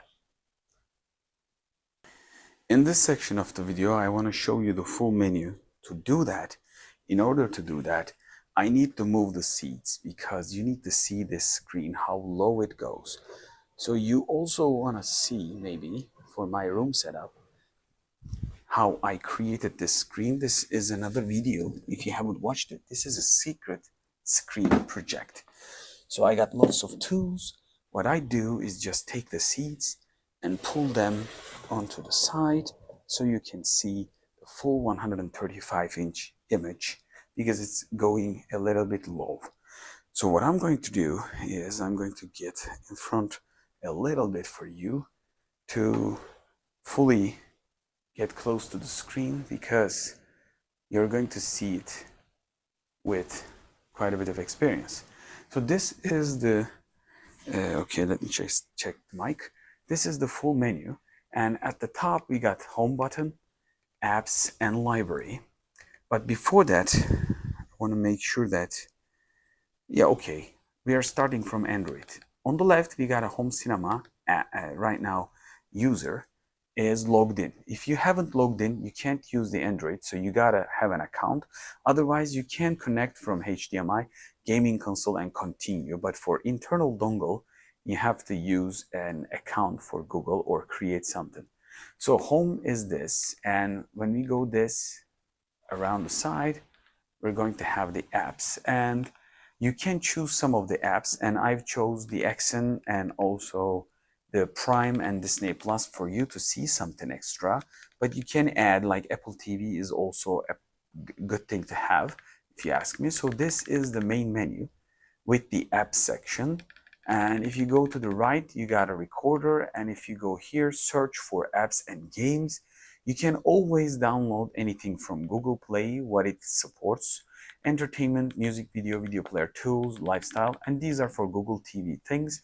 Google Play services if you want to upgrade, and Plex if you have a network connections. VLC player, I highly recommend it if you're going to connect anything, and Netflix, Kodi, 2DF, and Mubi, and many others. So if you want to play internally games connecting from USB or Bluetooth gamepads, you can add up and install some apps like Beach Buggy Racing and some games. This thing can handle a little bit of games, so you can play casual games, Android games with your kids. TikTok, and these are not my things, but basically there. Spotify, Plex, and again, you can really tune up the menu. So this is the apps section. But when you go to the library, right now my library is empty. And as you can see, rentals, watchlisted contents across TV, mobile, and web, because I don't use my personal Google account in the machines that I've tested. So basically, this is a dedicated test account of mine, and that's why it is empty. And I'm going to go right, and here the detailed settings of the Android, if you're wondering. All settings, if I click, screensaver, Wi-Fi, accessibility, and Bluetooth. We can connect anything to the Bluetooth. Most of the time I use my earbuds, headphones to get silent. We can clear everything here, and let's go to the all settings to check the entire Google TV settings. As you can see, network is here, account sign in, privacy, apps, and permissions can be adjusted from here, and system is here. Let me just go here, and when you come to the about, you basically see a 4K Google TV settings. The reason for it, it's a default stick that many companies are trying to use with proper licensing, so updating is easy, and I will tell you why this matters, because right now we are inside of a dongle. We are not managing the projector here. Projector settings are in a different state. That's why there is an input selection. This is an input device inside of a projector. So it's a dedicated device inside of a projector, and that could potentially affect some of the usage scenarios, and I will explain. And again, Android 11 OS, TV OS version, and the security patch is May 2024, which is quite secure. So you can upgrade it and enjoy it with updated software, and that's a nice touch. So let me check the system update for you guys inside of this video. Let's check if there is any. Still, I love this stuff. So we got updated already. You don't have anything there. And other than that, what do we have? Date and time. Language, you can choose any language if you like. This is Android. So keyboard, you can add keyboards. Storage, internally, we got like 12 left. Normally it is 16 probably, but left of it is 12. And apps are using internal storage, as you can see. Right now I haven't installed anything, downloaded anything yet big. I'm just playing casually. Ambient mode is Google Photos, Art Gallery, and Experimental. So you can try different sources and contents when it's just in a playback mode. When you leave it alone, it just automatically goes into the default. Android dongles are also doing this. That's a nice touch, like many of the TVs are doing. Art wall effect, that's good. It can show the weather at the Celsius, Fahrenheit, and we are using Celsius in Turkey. So time, personal photo, portrait Google Photos, personal photo creation, and these are for Google stuff. Power and energy saver is right now. Turn off the display is never. I always use that. Cast is while casting. Let others control your cast media, always while casting and never. System sound is open right now, and restart. This is the fully setup of the Google, I guess. Remote accessories, as you can see, you can pair stuff. Right now my remote control is G10 and it's connected. And the help and the feedback. I guess we have finished fully Android setup, and I haven't set up the name of this device. So this was the main menu. What I'm going to hit, the projector settings. When I hit projector settings, I can see projector settings on the left, picture focusing, auto keystone, manual trapezoid correction. If you are deciding to canceling the automatic and go with the manual, 99% it can handle the job.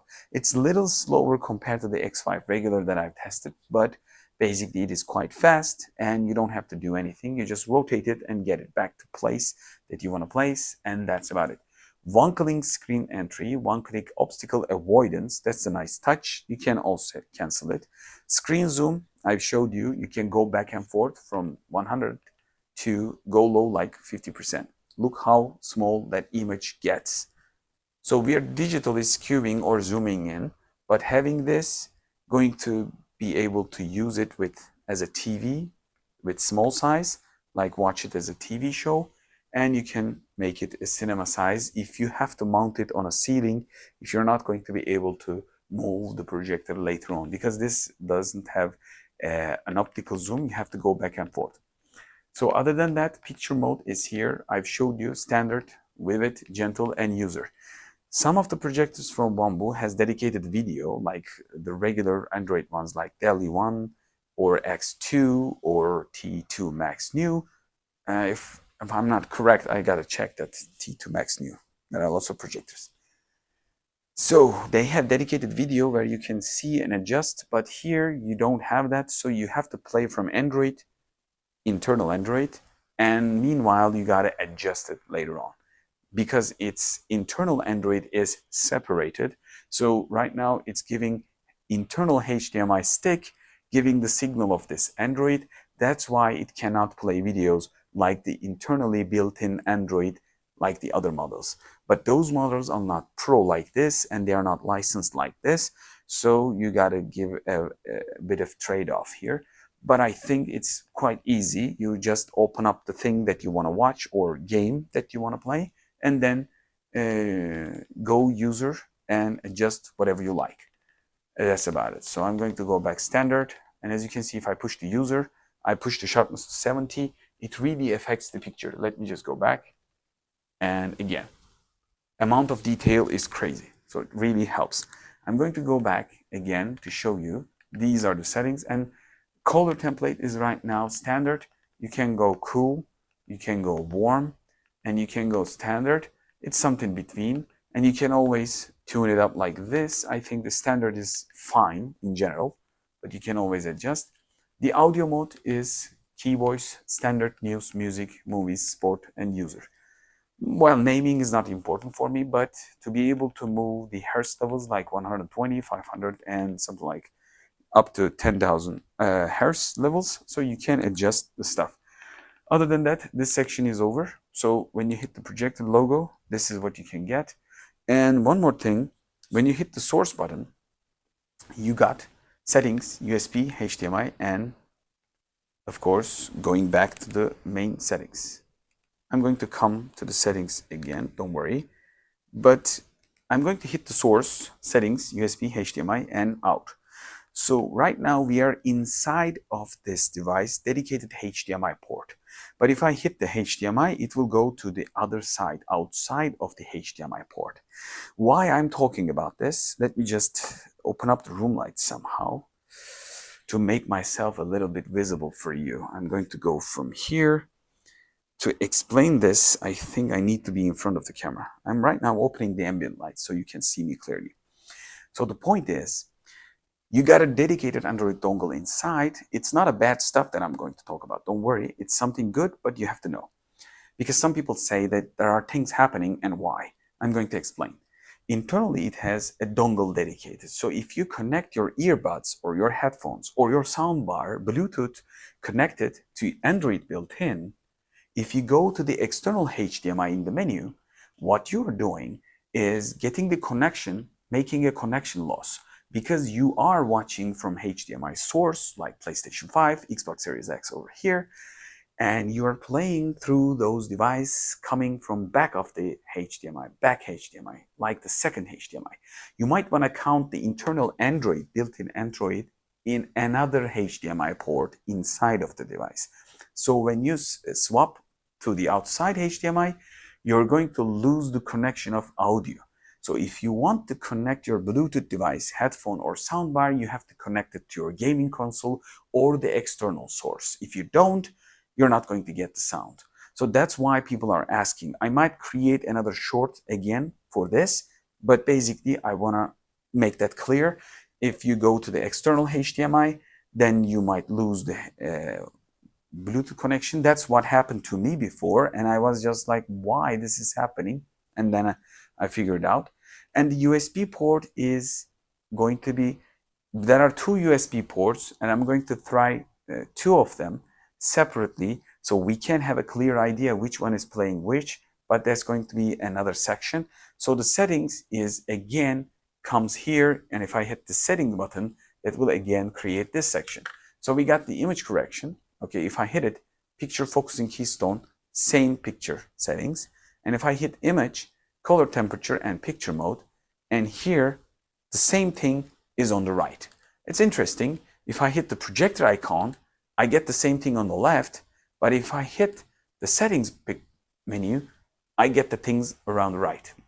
Well, and they're basically, let me just check, same thing. I don't know why left and right, but you can see it and you will not be shocked. So the audio mode, again, same.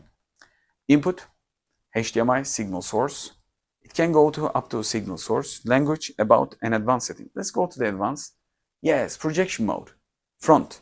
And if you click front, rear, ceiling, and ceiling mounted front, ceiling mounted rear, that's a nice touch because we are going to be able to use it on the ceiling, like the mounting. Boot autofocus, that's a nice touch. Every time you put it on a shelf, put it on a TV cabinet and get it out, having the autofocus, it's an option. But if you're going to leave it on a fixed place, well, you can get rid of this. Move autofocus, if you want to move the projector, give it angle. Well, I'm keeping all these because it makes usage easy, but you can kill them off because if you're not going to move the projector. Boot auto keystone, move auto keystone, auto obstacle avoidance screen, usual calibration guide, and system update and factory reset. And again, system update, yes, this is by USB, I guess. The other one is online. Other than that, when I hit about Wanbo projector, the device name WPA34, this is kind of like a separate section, I guess, because it shows the specs of the projector rather than the Android built inside. So the left menu is kind of like a little bit different compared to that. And the resolution is right now Full HD, which is normal. This device is a Full HD. And this is the software version code right now, what I am testing. If you're going to see this video later on, you can think of it. This menu section is over. I think I've covered the entire menu section. and you're going to be able to continue through the rest of the video. In this dedicated section, people are asking for me to use the USB ports, and I'm going to connect lots of PC apps inside of this USB, and also one 4K footage, maybe 8K, I don't know. I'm going to start with the left USB port, and I'm going to later on connect the hard drive to it. Let's go if it's going to find out USB. Yes, USB comes at the top, and see if it finds anything. Okay, let's go to the VLC player, see if that finds out. This is the first time that I'm using it. Start the VLC, and new external storage detected. Do you want the VLC to add devices disks into your media library? Okay, why not? Let's see what it adds up. Okay, we got this is GMK Tech G5, my early video gaming capture. This is a 4K gaming capture, 1 minute, so it really sees the videos from USB thumb drive. Let's play let's just play, I guess this is 52 seconds 4K. Let's just play this. Okay, it really plays well.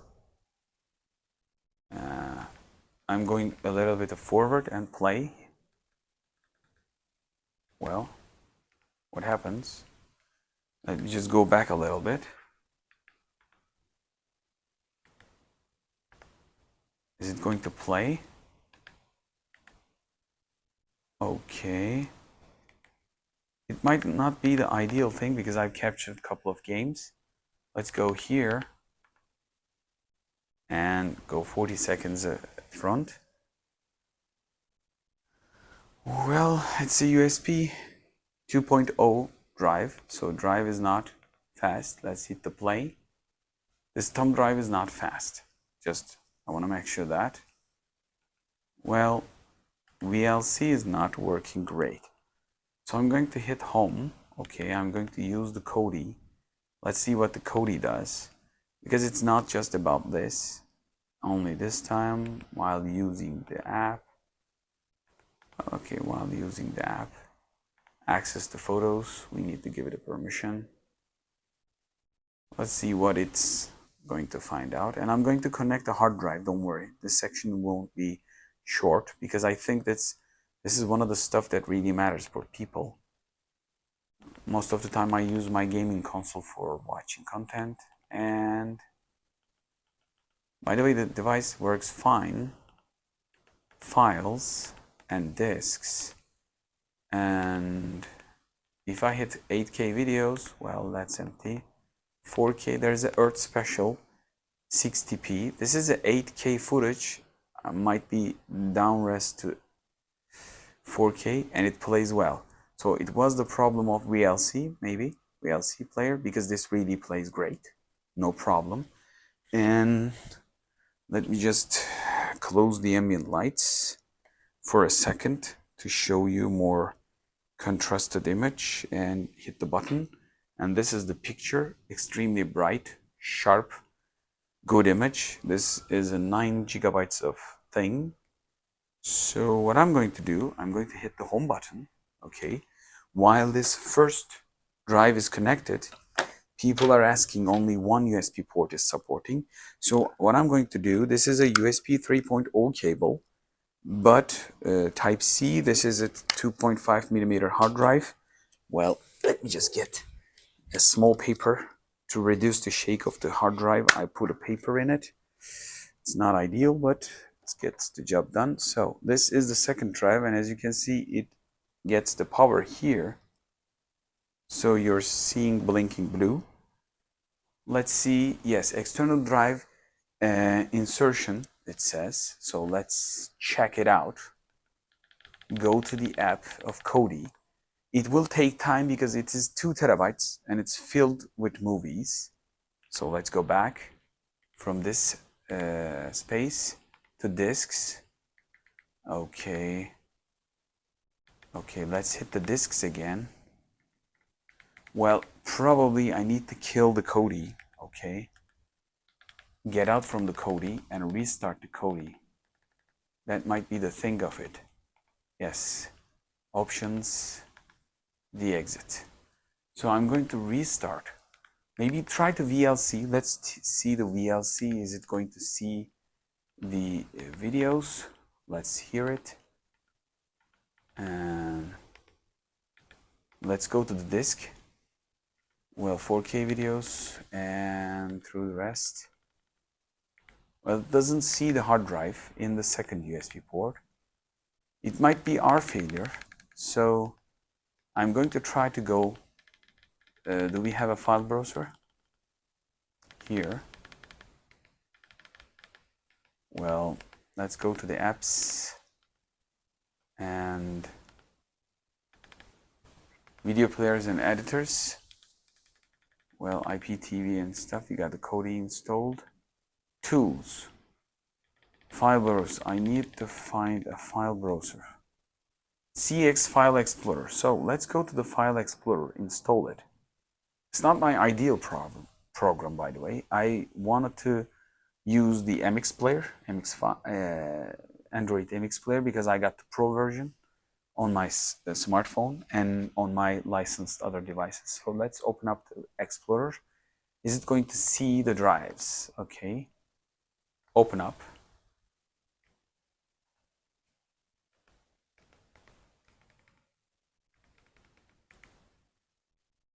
Next.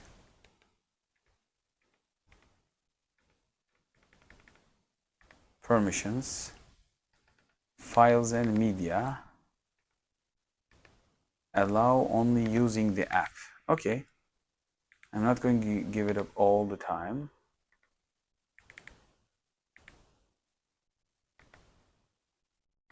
Yeah, next. What are you talking about? Okay. All the time, I gotta allow it, I guess. Yes. And it sees the disks. What disks does it see?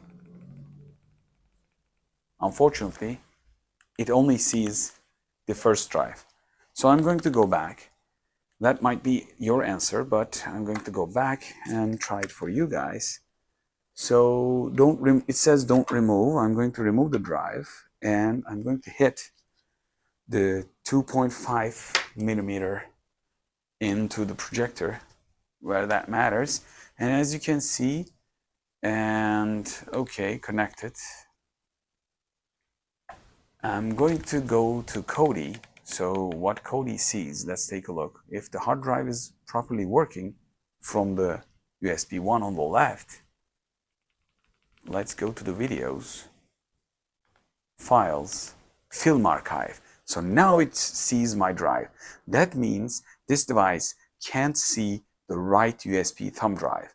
It might be for powering up your maybe Android dongle. It might be directly connected to the outside board of the projector. What it means is, like I told you, think of it like this. There are dongles, like Android dongles like this, okay? Built-in Android dongle. Think of it like a HDMI dongle built inside of this device. And the one USB port is connected to that Android like a micro USB or Type-C extended Type-A converter cable. And what you're connecting on the left connects to this built-in Android. That's why it sees your disk drive. The other one does not see it. But when it does with the left one, let's play a little bit of movies, but it will be for potential copyright issues. Let's just hit about the time. And as you can see, okay, I need to say, I guess, okay. And I'm going to hit, and I'm going to immediately have to stop the video. So I can go a little bit forward on the timeline for you. Well, if I do that, it wouldn't be doing justice, but basically you get the idea. You can play the movies. Normally, I rip my own movies. Some of them are downloaded by I own already probably 90+% of these videos at my Blu-ray archive, but now I use only digitals. So don't play anything pirate way. just buy and purchase digitally because it's more easier and picture quality is better. This is just for me to play offline because I already own, like I said, 90% of these things in Blu-rays. As you can see, it really sees every kind of copy and everything can be seeable. And if we adjust, probably update the library, let's take a look. And if we go to the videos, playlists, okay, media source, I want to see the preview. Like normally Kodi can do that. Well, could it do that? View type, yeah, wide list like this. You can see the clusters, and I can even update the library. And let's just go TV.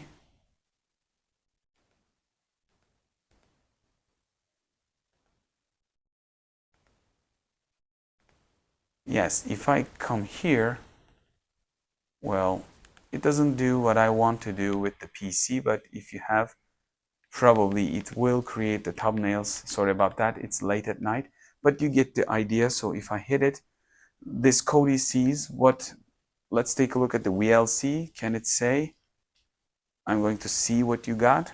Let's go. Well, it's trying to, yeah, it sees the film archive here, and it will probably upgrade it. Still waiting. Go to film archive. What do we have inside? So it really sees the entire drive and trying to mimic the previews, but probably it will take time because of the USB cable version and maybe the connection. But basically it can play anything. Let's just go all is lost. And we are also seeing the preview file, the Blu-ray ripped file. So this will give you the idea. Your connection is on the left, right, beside the HDMI.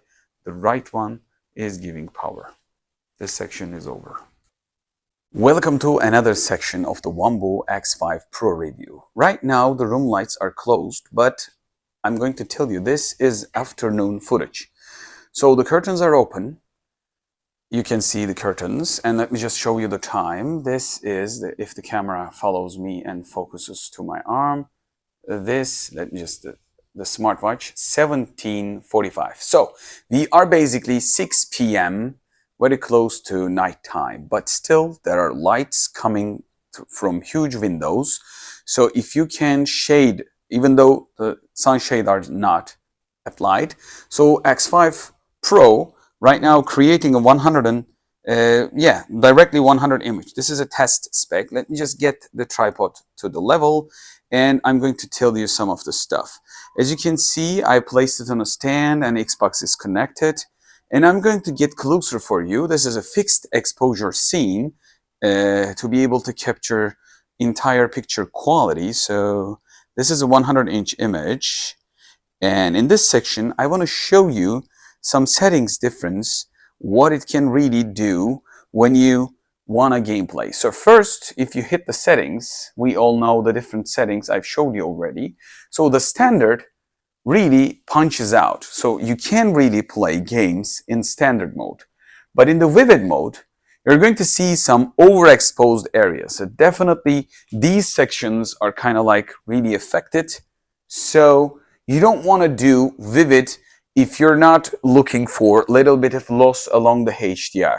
So device is bright, I get it, it's for the bigger picture, but definitely if you go vivid, you lose the detail. Let me just go to gentle. You can clearly see amount of detail, what we are losing here. Look at the friendly, look at the play, and look at the gentle. Look at the vivid, look at the gentle. So yes, you are punching it out. You can even look at the text, but you're going to lose it. So standard is kind of like punchy and also delivering a lot more dynamic range when it comes down to the picture quality. But here is my user because, okay, this is my user setting. I did Brightness is 50, contrast is 50. You can enhance these, but along the way, if you adjust the contrast, you're going to lose a little bit.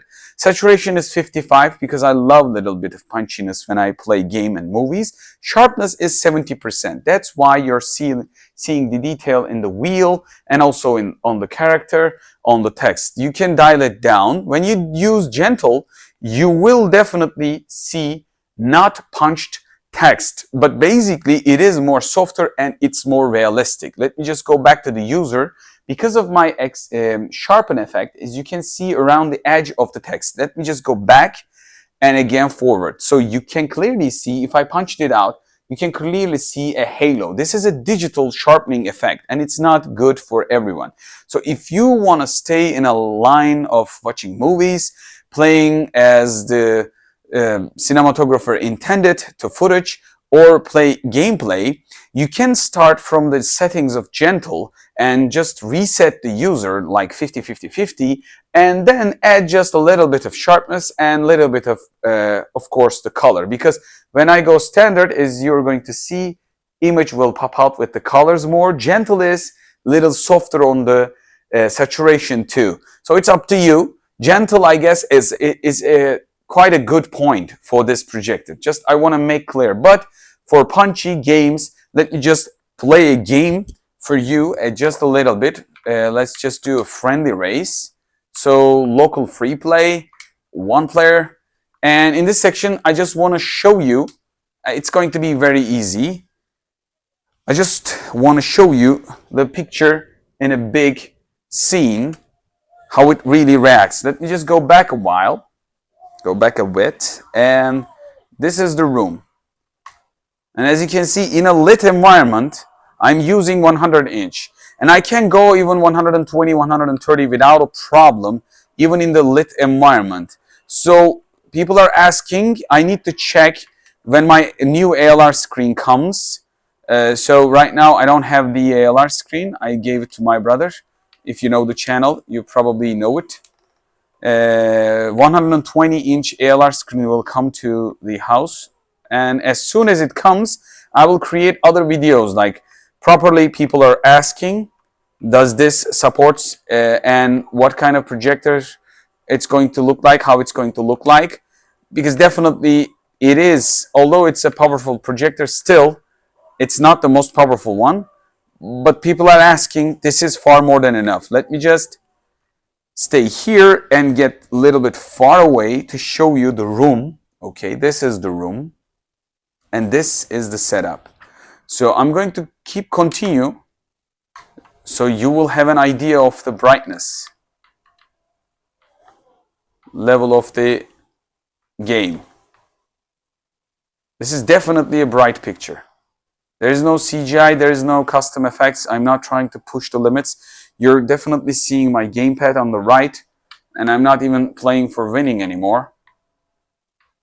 But basically, let me just stop here. You can clearly see amount of light coming from the windows, even though this is a 6 p.m. roughly. This will give you an idea. You can use it in a daily lit room, but of course you have to sunshade, open up the sunshades. Otherwise, it will be a lot brighter. And you will see different settings through the video in a lit environment, in a dimly lit environment. But as you can see, if you punch it out, you can clearly play not even just 100-inch. You can use it 120, 135, just like my screen. And on their declaration, they say 140 up top. It goes a little soft. And you're going to see that I repeat some of the stuff in the different section, but different sections. But I want to make clear, because this is not a cheap product. You're going to be purchasing it, so you have to know what's coming to you when you pay it. But I think the result is quite good. Welcome to another section from X5, Wanbo X5 Pro review. And this is the kids' room, okay? This is a folding bed, and this is a 43-inch screen. Right now it's closed. Let me just walk away. And this is the X5, Wanbo X5 Pro, and this is what it can play. As you can see, right now from wall to this second wall with the intrusion here, I am projecting onto a door and also flat wall, and you're seeing a digital panel. This is how strong this projector is. Let me just get close. This is a managing, buttons, and this is a door handle. But when I get back, this is a huge screen, and that's how it reacts. So where you sit, the distance between two walls is 2.8 plus meters. So basically, when we think about 3 meters is 135, this is about, I guess, 125 and plus 120 to 130. The exact screen size will be on the screen. Don't worry about this, but basically this is what I see, and it's extremely bright. You might want to dim down the brightness. This is the reflection from the TV screen protector. This is a gloss. As you can see, I made a dedicated video, plexiglass TV protector from the kids. So basically you can use it in a small room setup too, but it is, I think, probably more than a little bit of overbright. We can call that, I guess, because this is a small room and this screen is huge. So normally inside of a small room like this, you wouldn't go around 120 inch and plus sizes. 100 inch, far more than enough. And the projector is high brightness. You can dim down the brightness. Let me just check. This is the picture mode. I know sometimes I repeat it, but if I go gentle, I will be more happy for my eyes, because when in the gentle mode, colors just dim down the little bit of saturation, but I got a little bit more about the HDR space of the footage. So if you're going to use it in a small room, even the Dali 1 is far more than okay that I tested here, and I use it most of the time. Dali 1 is smaller than X5 Pro. I think X5 Pro is a little bit much for this room. You can go TT, Wanbo T6, and some of the other models as well, like T4 and T2 Max, X2 Max is enough for this room. Like I said, I can live up with the Dali 1, which is 720p, but this is something another. Like, you can literally use this in any room. That really makes the difference. And let me just show you again. You've probably seen it, so I'm not going to repeat too much. But this is 4K resolution playing from internally Wanbo X5 Pro.